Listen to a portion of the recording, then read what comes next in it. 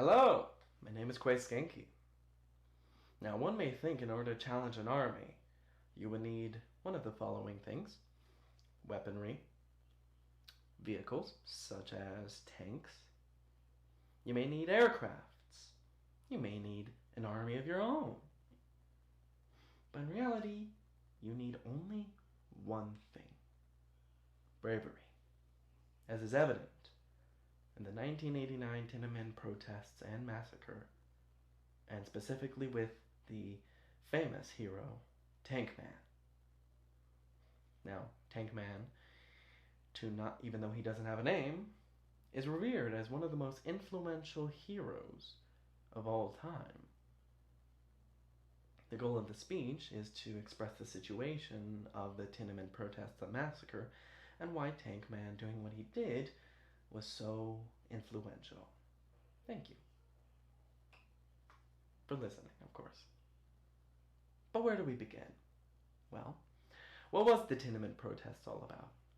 Well, in 1989, a bunch of students led a protest that was specifically for a pro-democracy protest. As journalist Terrell Huey Jones said, they called for intellectual and social reforms like freer press and an end to spiritual pollution and bourgeoisie liberalism. It was clear that the students have been disillusioned with their government and decided to take matters into their own hands by peacefully protesting in the Tiananmen Square that was in Beijing.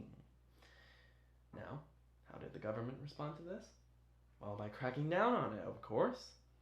As the journalist writes once more, I saw people running and tanks approaching. When the tanks did approach, along with a number of armed militia, they opened fire into the crowd, killing hundreds and injuring thousands, sending a message to all of China. So where does the Tank Man fit into this? Well, as the tanks were approaching the plaza, an individual, just a bystander, one who looked like he just came from work, stood in the way of the tanks, halting their path for several minutes. As journalist John M. Gianna wrote, clutching nothing but 2 shopping bags, he stood his ground before a column of incoming tanks along the adjacent avenue of eternal peace. He was an everyday man, one that anyone could relate to. He was disillusioned with his government and wanted change. That was all he wanted. It was very clear that his goals aligned that with the protesters, and he was very brave to stop the tanks from coming in and doing what he probably knew was going to happen next. Lowever, as the journalist John M. writes, the man was hustled from the scene by onlookers. Even the onlookers at the time knew how much danger he was getting himself in. He could have been murdered right then and there. The tanks could have opened fire on him. The men inside the tanks could have shot him with a handgun. He was so incredibly lucky to make it that far and get out of that situation unscathed. To this day, no one seems to know who the Tank Man was. Internal Chinese documents seem to suggest that they never did find him. But how is Tank Man revered nowadays?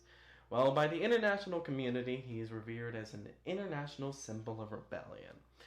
The photo of him standing against the column of tanks went more than viral. And using modern terminology, it was huge. It became a symbol across the entire world. However, not by the Chinese themselves, due to heavy censorship of the incident of the massacre as well as Tank Man. It is very unfortunate, but the Chinese citizens will not even be aware of the massacre and the hero that came out of it. It is quite unfortunate. However, considering the massacre that was the Tiananmen Square, it is truly noble to understand that we have a hero who came out of it. It is the goodness of man that prevailed at the end of the day. And it shows just once more, that you don't need anything to combat tyranny except bravery.